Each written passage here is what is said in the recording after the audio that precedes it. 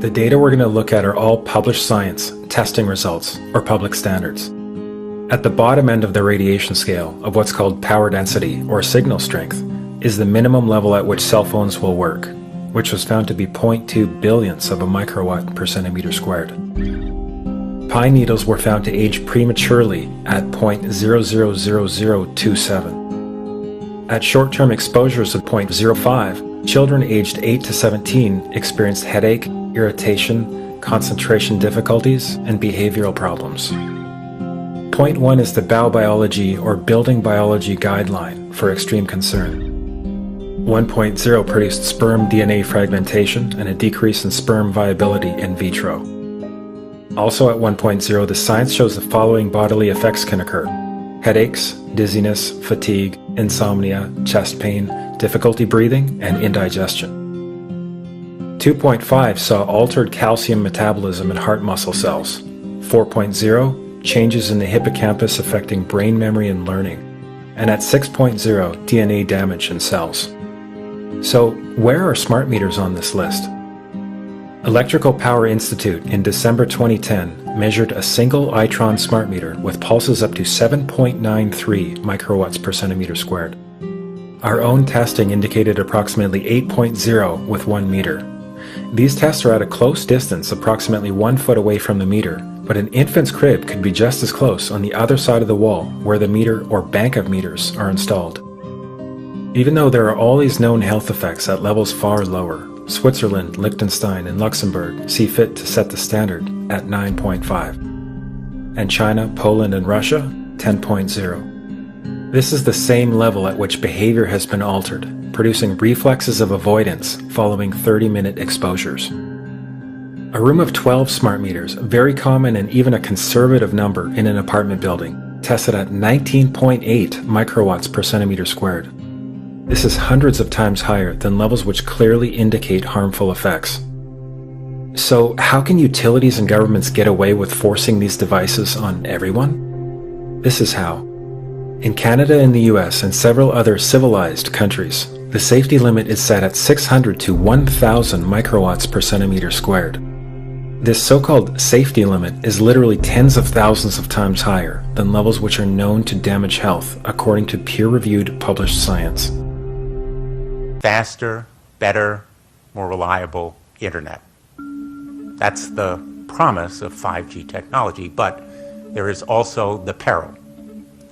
Health hazards associated with radio frequency that is higher also and requires more transmitters and antennas. And the stark, simple fact is the health hazards are unknown and unstudied. And that is a sign of neglect and disregard on the part of the Federal Communications Commission that seems unacceptable.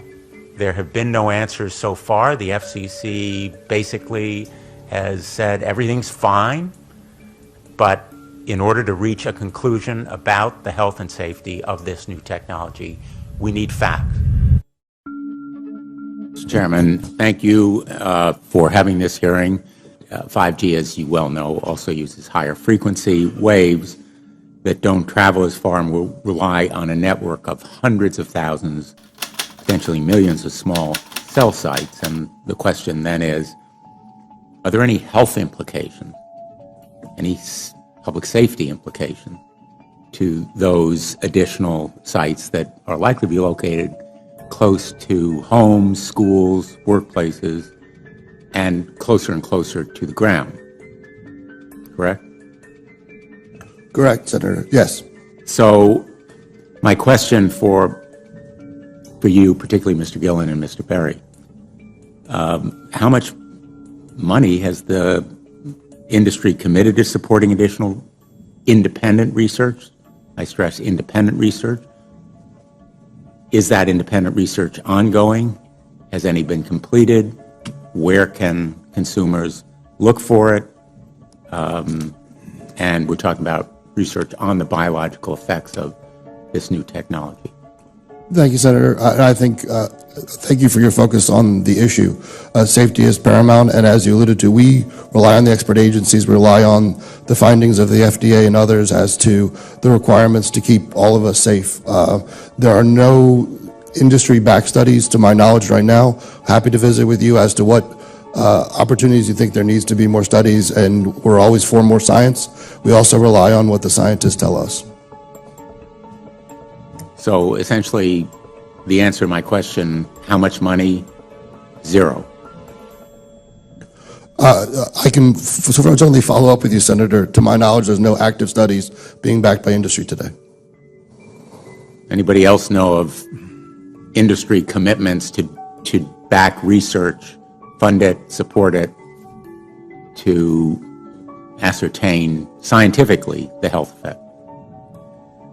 No, I'm not aware of any. So there really is no research ongoing. We're kind of flying blind here, so far as health and safety is concerned. Thank you, Mr. Chairman.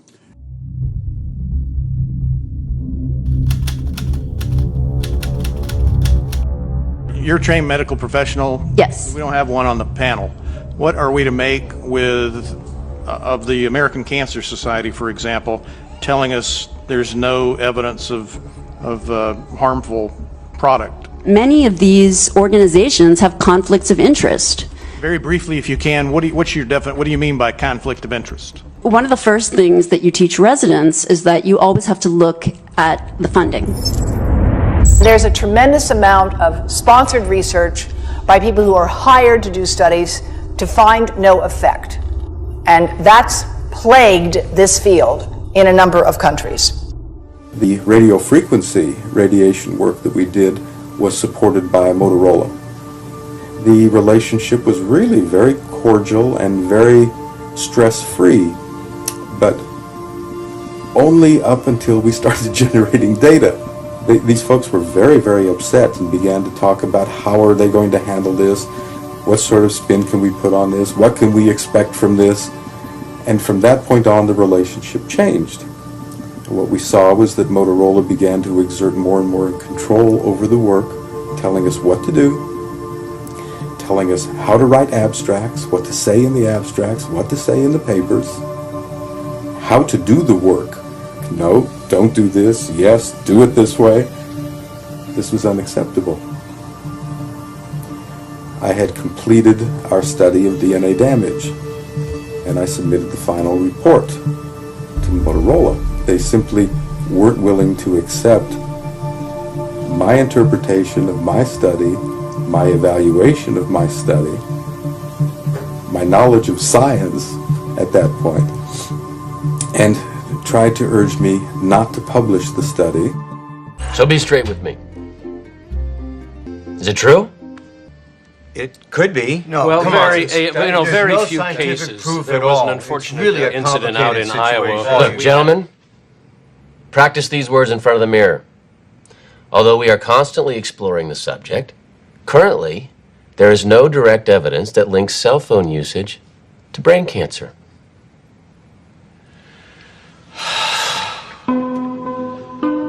Did you hear about people coming to you as far as having complaints about illness? We were made aware of health complaints following installation of smart meters, and we wanted to verify this using our field work. So I measured the field of about 30 different people while they stood 1 foot in front of the smart meter, and in every single case, the human energy field was obliterated as they stood in front of the smart meter.